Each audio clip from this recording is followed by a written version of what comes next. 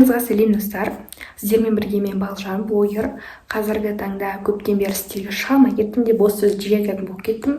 Мен Балжан, блогер. Көптен бері сіздерге видеоларым болмай кетті. Мен Балжан. Қазір мен сіздерге осы YouTube каналыма шықпай кеттім, білем, уақыты болмай кетті. Мен сіздерге пайдалы ақпараттарды барынша беруге тырысып жатырмын. Ол үшін Instagram парақшама өтіңіздер. Ал енді бүгінгі тақырып қалай сабақты жақсы оқуға болады.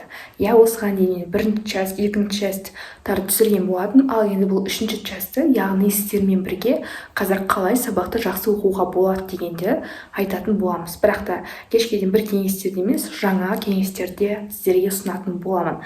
Қазіргі таңда мен 10 сынып оқимын, сіздерге осы кеңестерімді ұсынып отырмын, қабыл алыңыздар.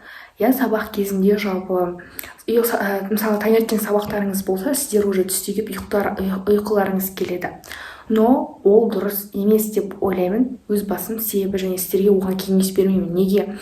Себебі сіздер сабақтан келдіңіздер, әрине тамақтарыңызды іштіңіздер, потом ұйықтағыларыңыз келеді. Но сіздер тамақ ішкеннен кейін адамда бір гормон бөлінеді. Ол гормон арқылы адам тамаққа тойғаннан кейін ұйықтағысы келеді. Сол себебі тамақты аз ішу керек. Сол кезде ұйқыларыңыз келмейді. Сіздер сабақтан келген сайын ұйықтай берген сайын жоқ 15-20 минут ұйықтап алуға болады. Но прям қатты ұйықтай берген сайын уже әдет болып қалады да, күнделік келгенде ұйықтай бересіз. Но былай елестейік, сіз сабақтан келдіңіз,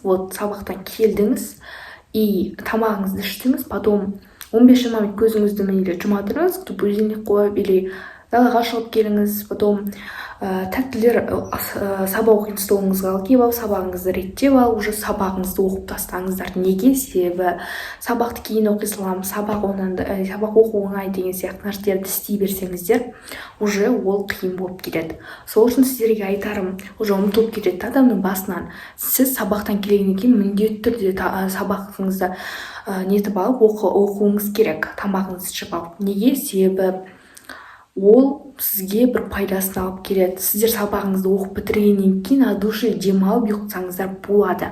Но сабақ кезінде қатты шаршап, прям беріліп нетудің қажеті жоқ.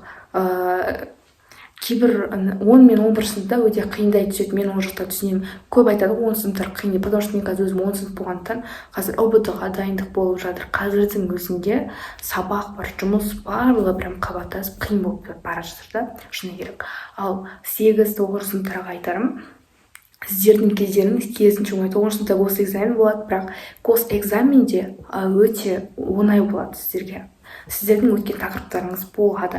Но ол туралы мен жеке тақырыпта видео түсіретін боламын, күтіңіздер. Ал жалғастырайық. Сол үшін сіздерге айтарым, екінші кеңес, ол жоспарлап жүріңіз. Мен жоспарлауды үнемі айтамын, жоспарлау арқылы сіздер уақыттарыңызды үнемдейсіздер. Мысалға, таңғы сағат 6-та оянасыздар. 6-та оянып, таңертең тым болмаса 10 минут болсын жаттығу жасаңыздар. Неге? Себебі ол жаттығу сізге серіктік береді, яғни сіздер күніңіз продуктивті өтуіне алып келеді. Сіздер таңертең сіз қалай таңды продуктивті бастайсыз, күніңіз солай өтеді. Сол себепті ешқашан күніңізді былай бастамаңыздар. Қалай айтсам екен? Былай күніңіз кешке дейін бір сарында өте бермесін. Күніге жаңа әдет қосыңыздар. Күніге таңертең бір жүгіріңіздер. Мейлі, бірақ қыс қой, қайдағы жүгірген дейсіздер. Но үйде отырып жаттығу жасауға болады ғой. Үйде отырып 10 мыңшақ жасаңыздар. Вот солардың бәрін жасаңыздар. Мысалға, менде өзімді алып қарайтын болсақ, қазіргі таңда второй подбородок бар. Бірақ ол ненің кесірінен? Осанканың кесірінен. Потому что мен осы жылдар бойы мен осанкаға мән берген жоқпын, и шықты, конечно. Но мен уже осанкаға да, второй подбородкқа да жаттығу жасап жатырмын. Но уже былай байқалады да, ондай жүрген кезде уже байқамайды, яғни результат уже прогресс көріп келе жатырмын. Сол себепті сіздерде де прогресс болады. Только шаг-шагпен жасай беріңіздер, шаршамаңыздар дегім келеді. И осы сабақ оқу кезінде де сіздерде бір қандай да бір қиындық болуы мүмкін, бір түсінбей қалған кездер болуы мүмкін ғой, Сол түсінбей қалған кезде міндетті түрде сабаққа бармай қалған кезде сынып жетекшісінен апайдың номерін сұрап, тым болмаса татабозын сұрап алыңыздар. Потому что менде осындай ситуация болды. Мен сабаққа бармай қалдым, ауырып жүріп, сол кезде түсінбей қалған болатынмын. Но ол дұрыс емес болды, поэтому апайлар уже түсінбеді, бжбтж басталып кетті, айта алмадым, мен ютубтан көрдім, онша түсіне алмадым деген сияқты. Поэтому апайдың артынан қуалап жүріп болсын, ютубтан түсінсеңіздер жақсы, апайдың артынан қуалап жүріп болсын, түсініп алыңыздар. Сабаққа бел жайқаруға болмайды. Сонымен қатар сабақ немесе жұмыс деген таңдау тұрса, сіздер екеуін де алып жүруге тырысыңыздар. Қаншама әлем бар. Мысалы қараңыздар, сіздер ғана жұмыс істемейсіздер ғой, қаншама студенттер, қаншама оқушылар жұмыс істейді, дұрыс па? Студенттер тіпті вообще колледжге сағат 5-ге дейін отырды, одан кейін жұмысқа барады, мысалға ше, түнге дейін жұмыс істеп, таңертең сонда да колледжге келеді. Олар нағыз еңбек, ал сіздер оқушысыздар. Осы бір апта демалыс шықты ғой, осы бір аптада түсінбеген тақырыптарыңыз қайтадан қайталап, бәрін оқып, екінші тоқсанда сол нақты бағаға ұмтылыңыздар. Мысалға менде бірінші тоқсанда 4 бал жаздады, но мен вроде нормально оқыдым деп ойлаймын өзімді. И бірақ бірінші тоқсанда мен который алгебрадан ауырып бармай келгенде түсінбей қалған кездерім болды, но мен оны осы демалысымнан бастап, бір апта демалысымнан бастап қарап жатырмын, оқып тырысып. Вот сол сияқты сіздер де тырысып, әрбір нәрседен ілік іздемей, былайша айтқанда өздеріңіз тырысып оқуларыңыз керек. Түсінбеген жерде апайдан сұрап, ютубтан видео сабақ көріп, есеп шығарыңыздар. Сонымен қатар қосымша курстарға да жазылсаңыздар болады. И осы сіздерге айтадым, осы 5-ші сыныптар, 8-ші сыныптар, 9-ші сыныптарға дейін сіздер негізі андай бір обучениеға ақша шақыратын, ақша табатын мамандықтарды үйреніп алыңыздар дегім келеді, который SMM, таргет, блогер деген сияқты ше. Неге? Себебі 11 сыныпта оны оқу қиын болып кетеді. Себебі 11-де опыты басталады деген сияқты. Сонымен қатар кеткен кезде өздеріңізді қатты қинамаңыздар дегім келеді. Неге? Себебі ондай кезде адамның шынымен де система болуына дейін алып келетін жағдайлар болады. Сол үшін де сабақ деп өздеріңізді қатты қинамаңыздар, қандай жағдай болмасын.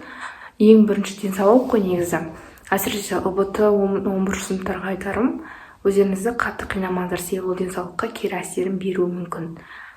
Вот, жаттығумен айналысыңыздар, дұрыс тамақтаныңыздар, сабақтарыңызды үйден кейін келіп, бірден сабақтарыңызды орындап жасаңыздар. Түсінбеген сабақтарыңызды міндетті түрде сұраңыздар, жоспарлаңыздар, таңертең ерте тұрыңыздар, продуктивті күндеріңізде жаттығу жасаңыздар.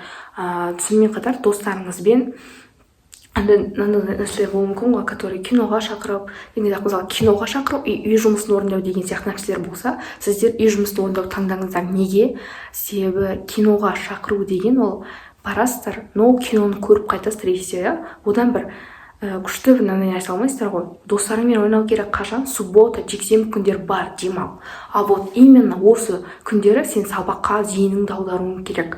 Неге? Себебі любой нәрсе еңбекпен келеді ғой, шыны керек. Сен осы сабақты до конца оқып бітіруің керек деген сияқты өзіңе мақсат қоюың керек. И бір сабаққа мысалға бір сағатыңды кетіресің ба, түсінбеген есептерін шығаруға, который болмасын, өздеріңізді нақты түсініп, өздеріңізге уақыт беріңіздер, себебі ол басынан өткен жағдай десең.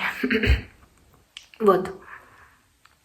Осымен менің кішігірім ғана кеңестерім аяқталды. Ол арасында қызық кеңестер де болған шығар, но ол кеңестер тыңдаңыздар, себебі қазірдің өте актуальный тақырыптардың бірі.